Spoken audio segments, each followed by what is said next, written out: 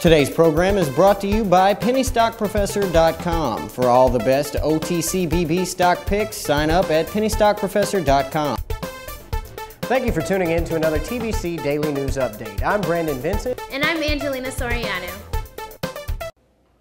For today's international news, the U.S. military has resumed the airlifts that brought hundreds of Haitian earthquake victims to hospitals in the United States, ending a 4-day suspension, a military spokesman said.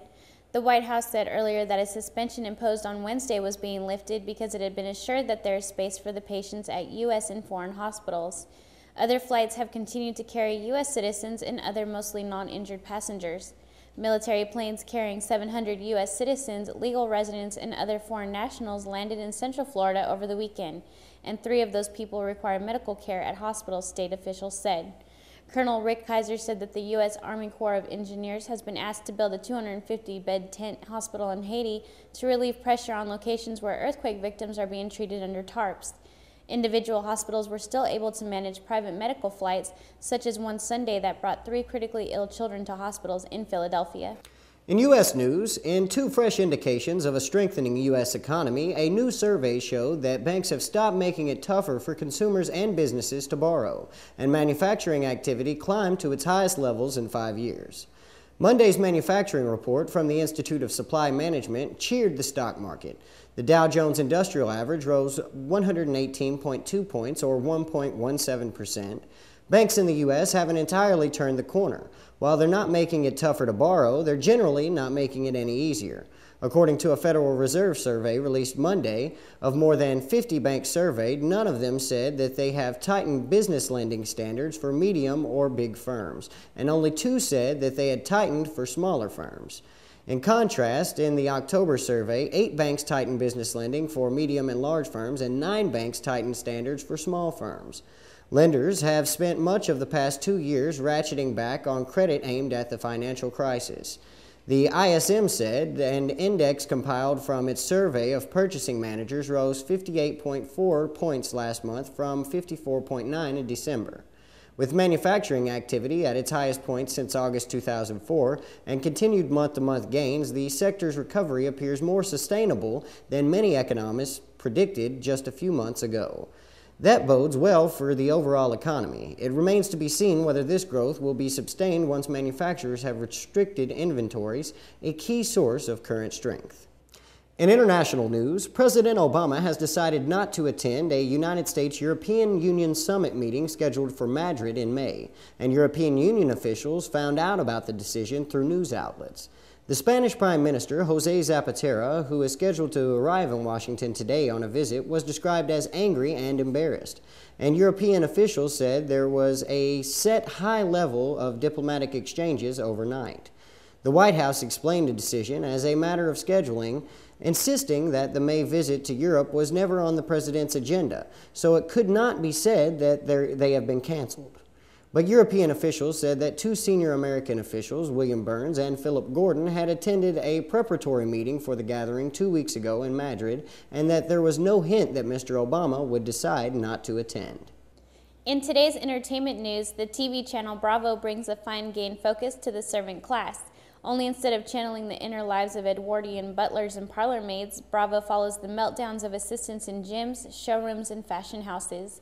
These underlings show the same self-deluding loyalty, only with garnished egos instead of practiced deference. The ripples of collateral fame fan further and further from the center. Behind all the celebrity dress designers and hairdressers, there is another cast of stylists, publicists, and personal trainers who are the diva of their own sub-ecosystems. Hell on Earth, which began on Monday, is the latest addition to the Bravo universe, a reality show that follows a publicist, Kelly Cutrone, as she bullies her way through the underbelly of the New York fashion world. Like Rachel Zoe, a Hollywood stylist who has her own niche on Bravo, Ms. Cutrone, founder of the PR company People's Revolution, is a backstage figure propelled by the synergy of the celebrity industry into her own version of stardom. Bravo hits like Project Runway and Sheer Genius are competitions that put creativity to a definable test and use personality clashes as an overlay.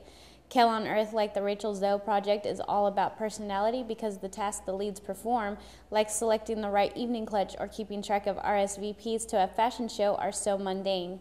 The pleasure of these shows, besides a peck at the grunt work of the fashion world, is in watching the young, beautiful, and sheltered assistants deal with the stress and conflicts of a deadline. Kel on Earth doesn't demystify the fashion world so much as try to pump up the mystique. It's a stretch at times, but it does explain who all those haughty people are who crowds the Breslin bar, and they are the interns to the assistants of the assistants to the stars, letting down their hair after a long day slaving over a hot seating chart. In financial news, U.S. stocks opened slightly positive as strong earnings and analyst rating upgrades helped lift the sentiment. The Dow Jones Industrial Average was up 20 points, or 0.2% in early trading. Alcoa was the measure's top performer, extending Monday's gains and rising 3.4% after Citigroup Global Markets raised its investment rating on the aluminum giant to buy from hold. American Express also gained, up 0.9% after Bank of America upgraded the credit card sector, raising American Express to buy from neutral.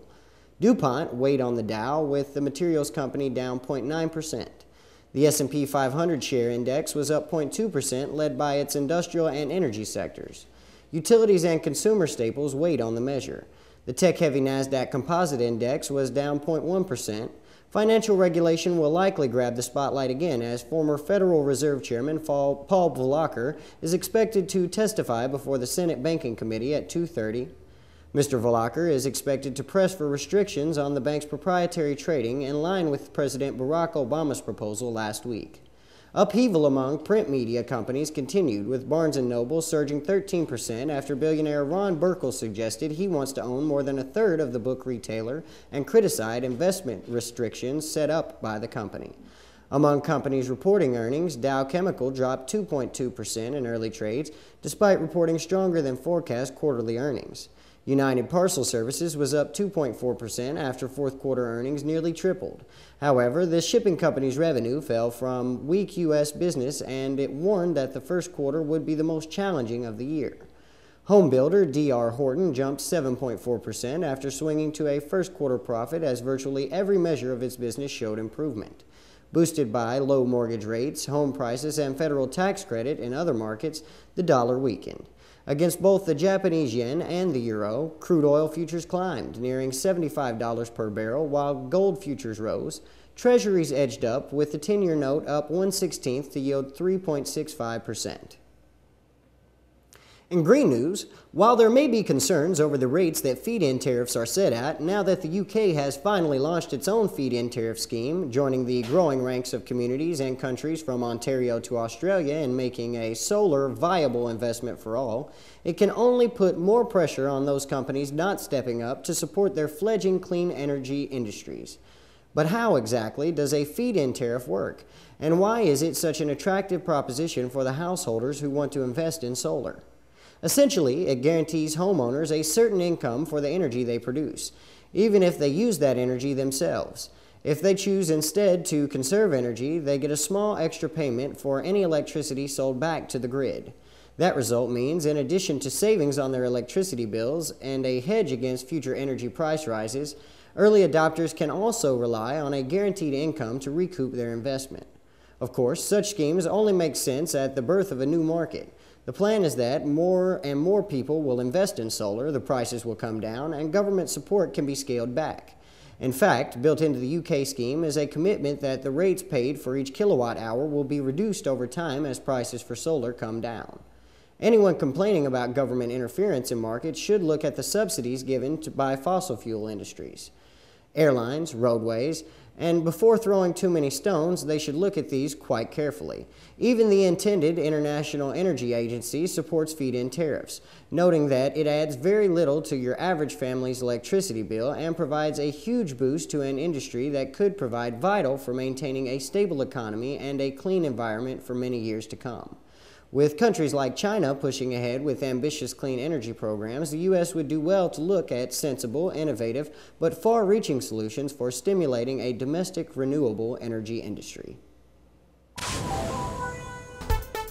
Thank you for tuning in to another TBC Daily News Update. I'm Brandon Vincent. And I'm Angelina Soriano.